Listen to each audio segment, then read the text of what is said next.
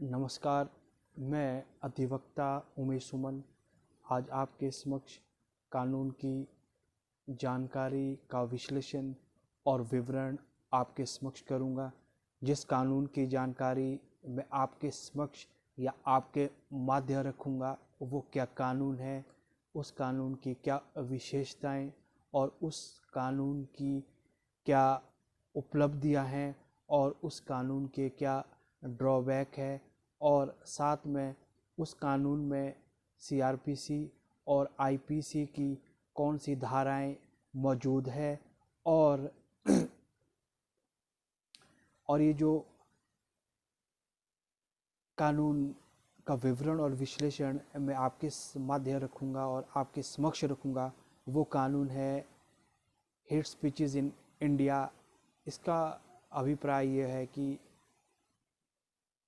जब भी भारत में कभी इलेक्शन का दौर आता है और 1947 से लेकर अभी तक बहुत सारे इलेक्शन हो चुके हैं। विधानसभा के इलेक्शन होंगे, पार्लियामेंट के इलेक्शन है और छोटे लेवल के इलेक्शन है। हर लेवल के इलेक्शन में हो चुके हैं, और उसके बावजूद क्या होता है कि हमारे समाज में हेट स्पीचेस का प्रचलन पिछले काफ़ी समय से चलता आ रहा है, और उसके माध्यम से मैं आज कानून को हेट स्पीच के माध्यम कैसे गठित किया गया है उसका मैं आपके समक्ष विचार रखूंगा। और हाल ही में ही आपने देखा होगा कि दिल्ली के चुनाव होते हैं, और इस दिल्ली के चुनाव में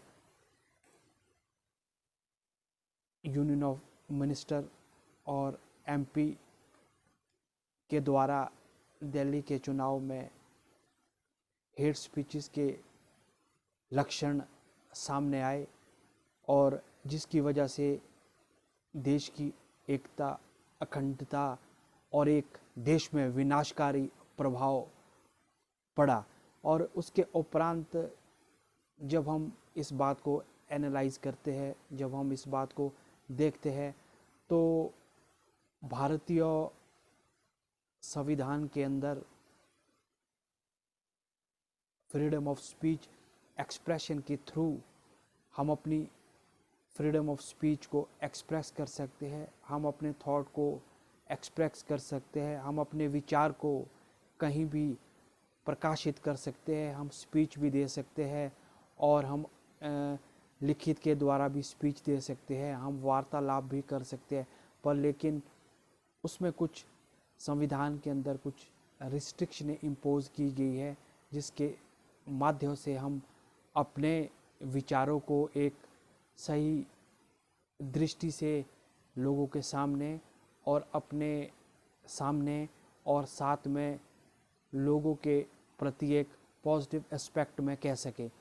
यदि आप नेगेटिव एस्पेक्ट्स में स्पीच को प्रकाशित करते हैं तो उससे आपको एक नेगेटिव एस्पेक्ट सामने आता है, और जिसकी वजह से आपके ऊपर आईपीसी की धारा और सीआरपीसी को गठित करके आपके ऊपर कानूनी कार्रवाई भी की जा सकती है।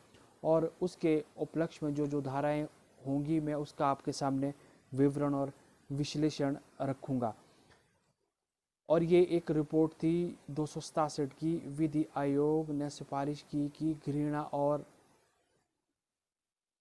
मन पैदा करने के प्रयासों से भी हेट स्पीच के दायरे में लाना चाहिए, और ये भी हेट स्पीच के दायरे में आना चाहिए। और इसके लिए आयोग के प्रस्ताव किया कि नफरत फैलाने पर रोक के लिए भारतीय दंड संहिता आईपीसी के एक नया खंड 153 आईपीसी डाला जाए। योग की सिफारिश की गई कि मामले में हिंसा को भड़काने के लिए दंडित करने के लिए आईपीसी की एक नई 505 धारा डाली जाए।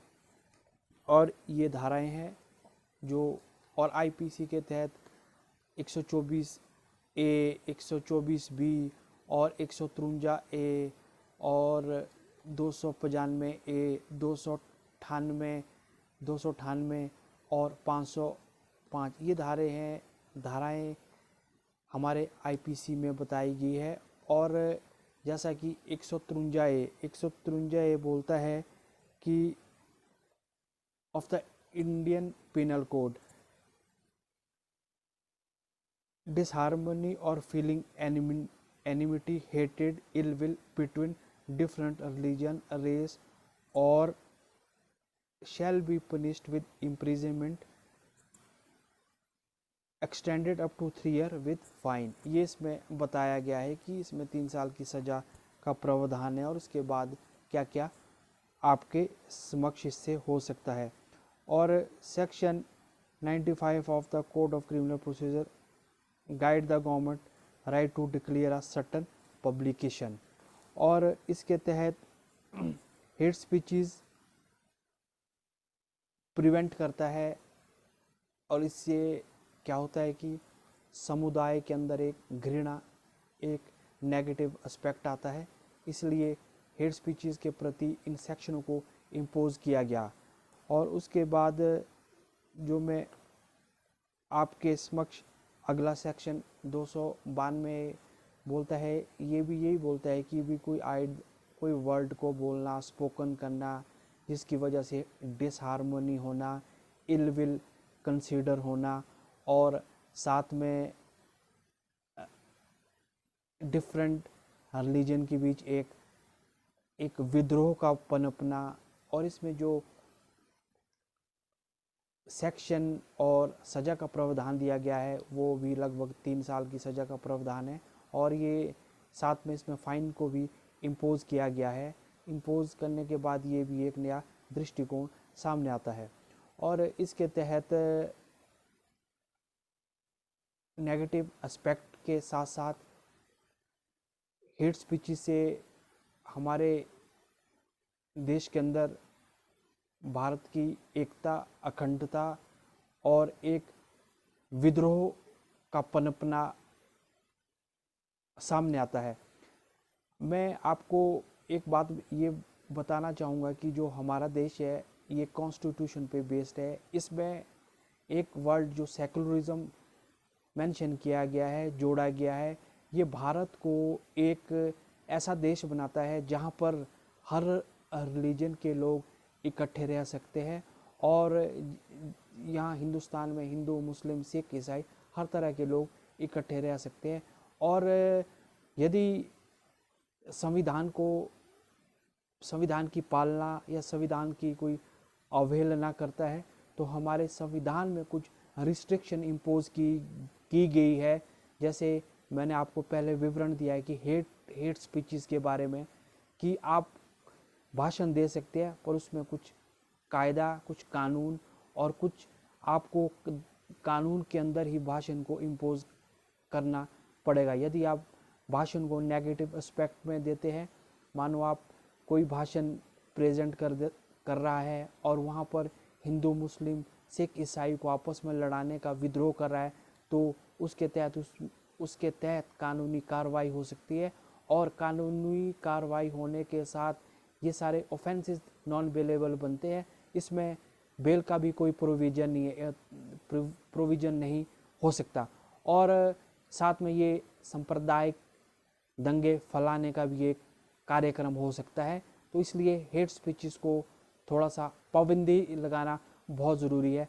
जैसा कि आपने देखा 2002 में गोधरा कांड और जिसमें बहुत सारे लोगों की मृत्यु हो गई थी और ये भी एक कम्युनल डिसहार्मनी का स्वरूप लेके सामने आई और बहुत सारे दंगे फसाद होते रहे। और हेट स्पीचेस का इसमें सबसे बड़ा प्रोमिनेंट और सबसे बड़ा हाथ रहा जिसकी वजह से लोगों में विद्रोह और देशद्रोह का पनपना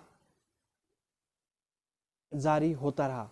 और ये हेट स्पीचेस प्रिवेंट करना या इसमें एक पुलिस का भी आधार बहुत बड़ा है। यदि कोई हेट स्पीचेस देता है, हेट स्पीचेस को कहीं प्रिवेंट कर रहा है या स्पोक कर रहा है तो तुरंत पुलिस को इसमें कार्रवाई में आना चाहिए और ऐसे व्यक्तियों को एक इस तरह का आधार और इस तरह की आईपीसी की धारा मेंशन करनी चाहिए जिसमें नॉन बेलेबल ऑफेंस के साथ साथ उन्हें इस बात का एहसास होना ज़रूरी है कि हमारा देश एक सेकुलर कंट्री है। इस देश में हर समुदाय के लोग और विभिन्न कास्ट, रिलीजन, लिंग्विस्टिक और एक जैसे कहा जा सकता है कि डिग्निटी, फ्रेटर्निटी, लव, अफेक्शन के साथ रहते हैं।